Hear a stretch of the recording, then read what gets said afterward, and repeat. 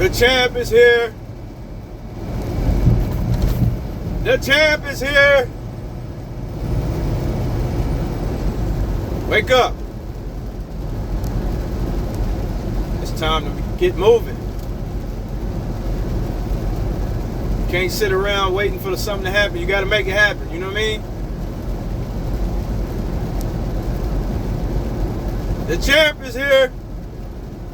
They call me Senior Love Daddy. The world's only one of a kind.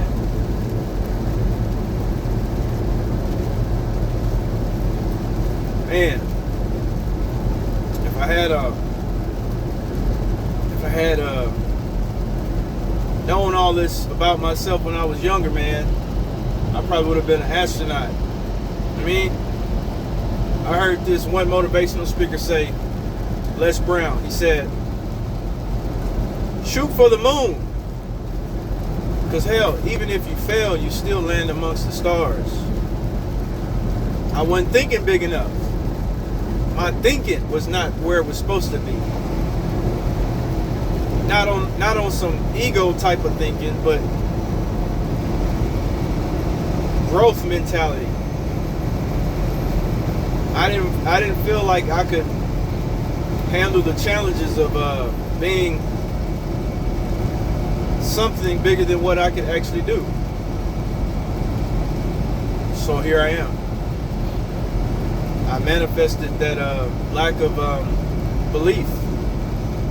I manifested it by becoming a mediocre guy. I'm, just a guy with a high school education, man.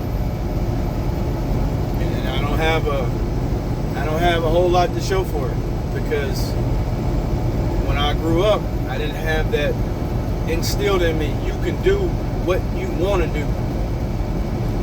I didn't get that push. The push that pushed you out of the womb from the darkness into the light. I got that push. But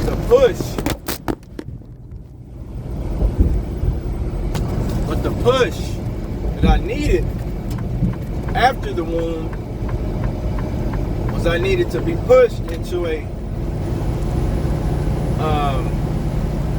increase. To increase where I'm at. We're increase always to be looking for the road less traveled. Don't try to fit in. Don't try to hide your uniqueness. I needed that push. I didn't get that push. I didn't get the push to tell me, man, you're unique. You're one of a kind. There's only one person that can do what you can do. So you got to get busy doing what you need to do so that you can really impact your community, the people you interact with every day. And I'm the more and more I see that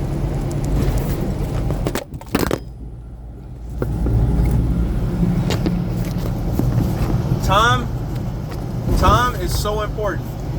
Time is so important. You only have a limited amount of time to actually exhibit maximum output. From the time we're born, we're infants, we're weak, we're dependent. So we're being attended to. Our needs are being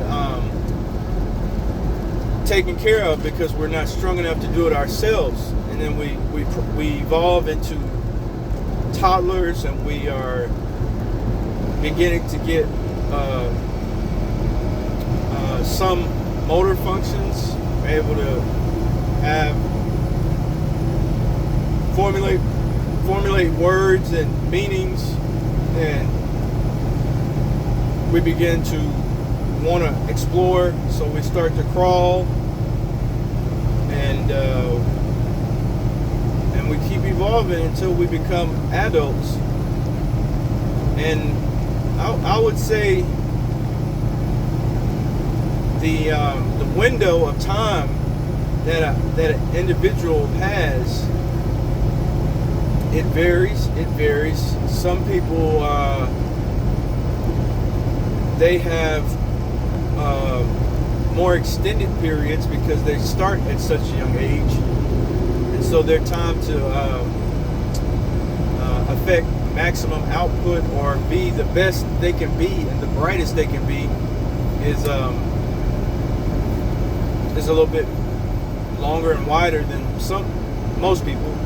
But I think for the average person, the average amount of time that a person has to actually get busy doing what they're meant to be doing is probably from around the age of, I'd say it's about a 30-year window. I would say on average it's probably from the time a person's about 25 to about 55. I think a person can do almost anything between those ages because they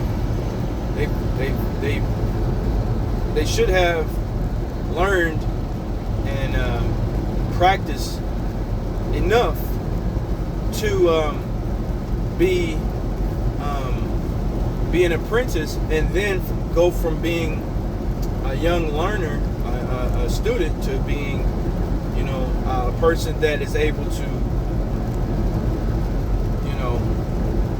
influence and show by their actions, how to, guide and make it through.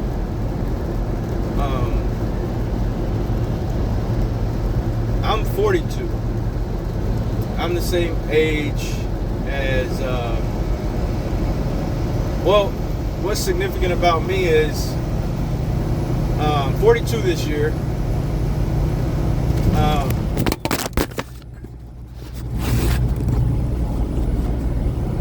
42, which was the number of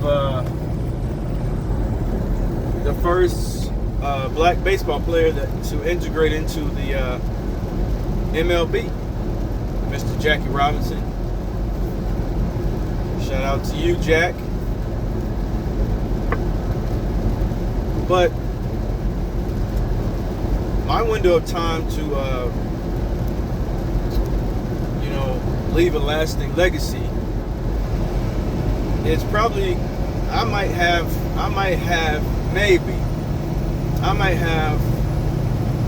I'd say till I'm 55 and 42 right now, maybe 13 years to get busy and be consistent with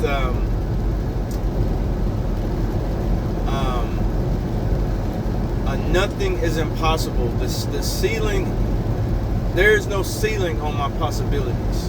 And what I don't mean that in a cocky way or a conceited way, because I know who I am. I'm 42, so I definitely have some idea about my my weaknesses. But with the mindset of a person that doesn't see failure as actual failure, but as an opportunity to motivate me, I have a lot of motivation behind me, man. I have, I think Thomas Edison said one time, the inventor, or he was the historically he was known for patenting the light bulb. Patenting the light bulb. I'm sure he got the credit, but it was more than just him that invented the light bulb. But Thomas Alva Edison said that while making the light bulb, he failed 1,000 times. But he didn't look at it that way. He looked at it as 1,000 ways of how not to do it. So it wasn't even failure to him. That it took him numerous tries to figure out how to get something working. He knew from his experiment and throughout his process, okay, now this doesn't work. So he basically had a scientific method about how to invent something, and he went about getting busy doing it. He wanted to leave his mark on the in the history records. So I kind of think that everybody has the ability to be world changers and influence, leave a positive impact for the world. Now, on what scale? That might never be. There might never be another Jackie Robinson. There might never be another Thomas Edison. But you know, if you get busy, you never know. You never know. You never know until you actually become aware of the potential. And a lot of black men, I think, are not aware of their potential. They're not aware of their value. I think Dr. King said that when one must have ultimate awareness of your significance, and you must know that your life has the utmost significance. Like, nobody can tell you that you don't matter, and nobody can tell you that nothing, things that you're doing are stupid. I mean, people say things all day, but I think a lot of black men that are struggling with figuring out how to be in this world without going crazy, without losing their mind, without turning to all types of vices. They must first realize that they are not looking at themselves in the right light. They're not looking at themselves in the right. They're not looking at themselves from the right perspective, because society has told us we have to do this, this, and this, and this in order to be this, this, and this. But society changes, and what used to be the path in the past changes constantly. But humans, and black human beings, black males, because I'm black, we have to realize that we have to have the awareness that our lives ultimately have so much significance. That's not from like a spiritual standpoint. That's not from like a religious standpoint. It's not from like a new philosophy or something like that. But we are just as capable as our ancestors were. We are just as capable as the builders and the makers of civilization. We're just as capable and just as brilliant. Now, throughout our time here in America, we have been the object of ridicule. We've been the object of scorn, and that's so true. That plays on a lot of my psychology. And how do I come to terms with a hostile society, and how do I still have love for people? How do I internalize the negative that I receive and not allow the negativity to corrode and corrupt me as a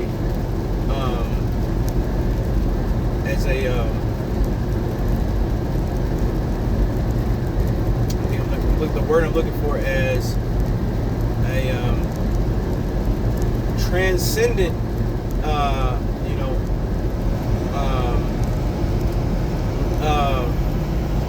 transcendent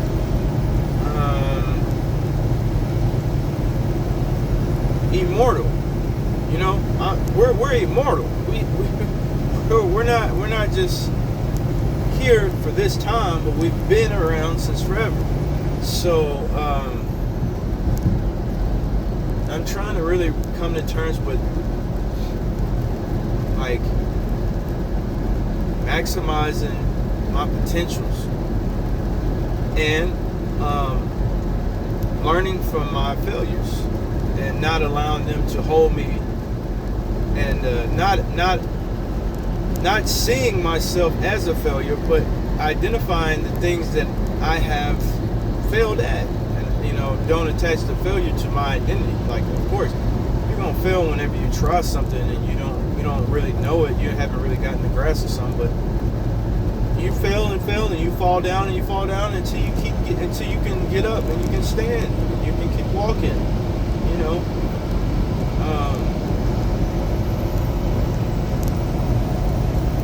So I think it's so important for black men to know that in order for I guess we still have a lot of issues to deal with, but it doesn't matter, because if we're willing to work on ourselves collectively, we will become a society of values and virtues. I don't know. There are so many extraordinary black men and women, including my mother and father, who have planted seeds in our lives, and the seeds sometimes the seeds they don't make it to maturity. Sometimes they aren't properly nurtured so that they get the right environment to flourish. But some seeds, in spite of the hostile terrain, they still can reach maturity. They can still reach maturity and exhibit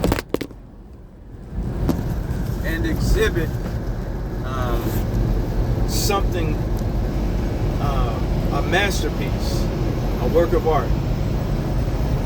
Our lives can be masterpieces, and I think that's what I really want to say, is that my life is going to be a masterpiece. It's going to be something that is, words cannot describe it. Words cannot describe what I know. I don't hope. I know my life is a masterpiece, and I know there's a lot of naysayers, but the naysayers, it may not be for them. It just might not be for them. It might be for who it's for, and that's it. But everybody loves the sunshine, man. Roy Ayers, thank you, Mr. Roy Ayers. He passed this year. Roy Ayers, great musician, masterpiece. I think James Earl Jones Jr., phenomenal thespian, Broadway stage actor, Hollywood box office star. Oh, the list goes on and on, man, of brothers that have, their lives have been transformed into masterpieces. That's all I want to say.